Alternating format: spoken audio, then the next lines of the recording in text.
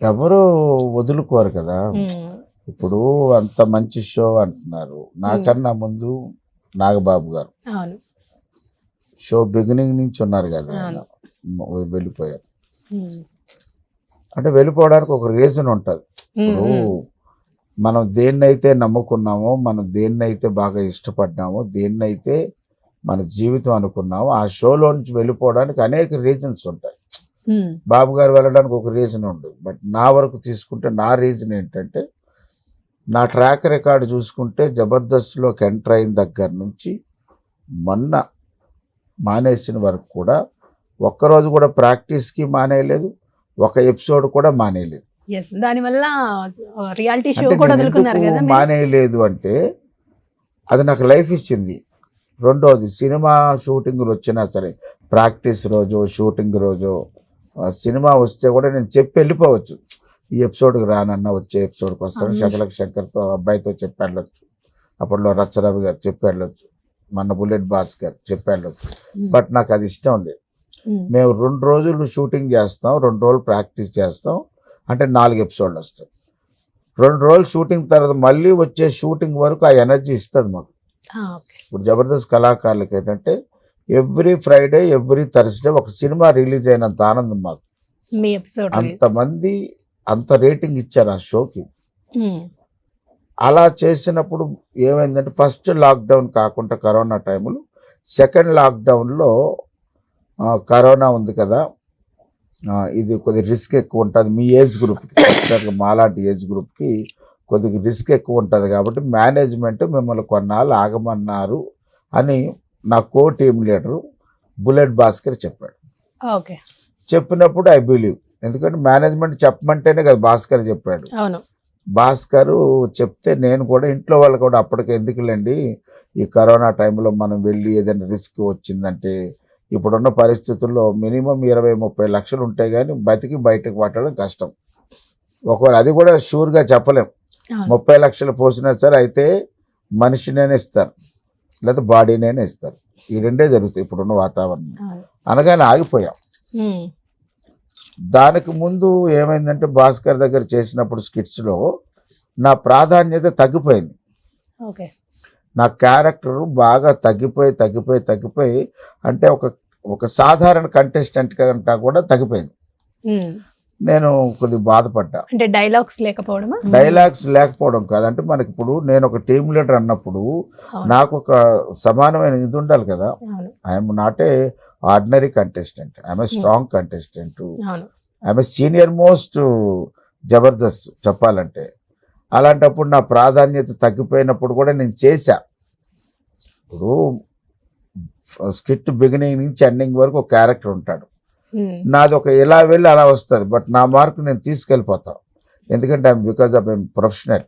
ఉమ్, నాకు ఎక్కడ ఎట్లా మెరిట్ తీసుకెళ్ళాలో కూడా నాకు తెలుసు.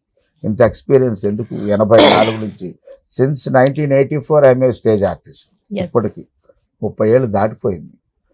అప్పుడు ఏంటంటే నేను కూడా ఆగాను. ఆగడం మేనేజ్మెంట్ కూడా ఏం చేసిందంటే, ఏంటి సార్ ఏం చెప్పలేదు, మరి ఎప్పటి నుంచి రావాలి అది ఇది అంటే, ఇంకా కొద్ది రోజులు 1 year తర్వాత వేరే టీంలో నేనే అడిగా, ఉమ్, నేను మా బుల్లెట్ భాస్కర్ టీంలో చేయనండి, ఉమ్, నాకు అక్కడ ఇబ్బందిగా ఉంది, నా క్యారెక్టర్ నా పెర్ఫార్మెన్స్కి స్కోప్ లేదు, అక్కడ ఉమ్, నేను ఉండలేను, అక్కడ చేయను. వేరే టీంలో ఎక్కడైనా సరే as a team leader, otherwise as a కంటెస్టెంట్గా కూడా వెళ్ళడానికి నేను రెడీ అయ్యాను. ఓకే.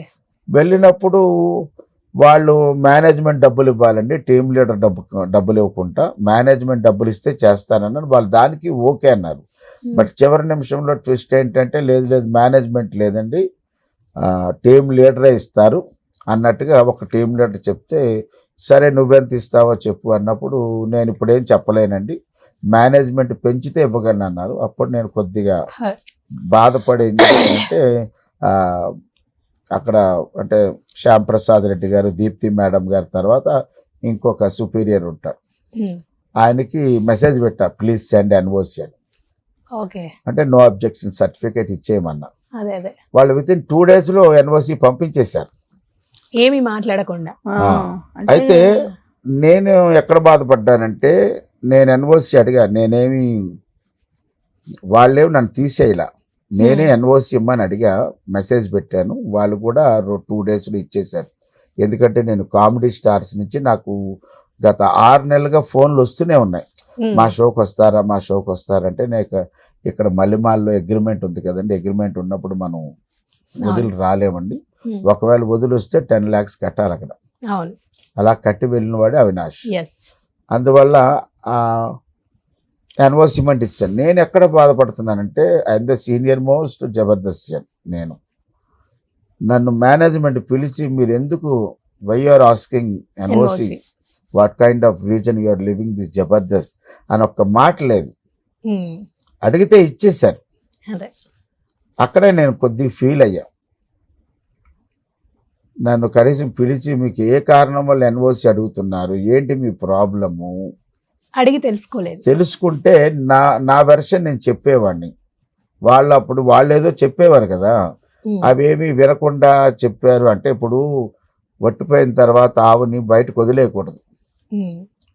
కోర్స్ మాకు ఇప్పుడు రెక్కలు వచ్చాయి, వదిలేసినా పెద్ద ఇబ్బంది లేదు. మాకున్న అనుభవంతో మేము ముందుకు తీసుకొని వెళ్ళిపోతాం.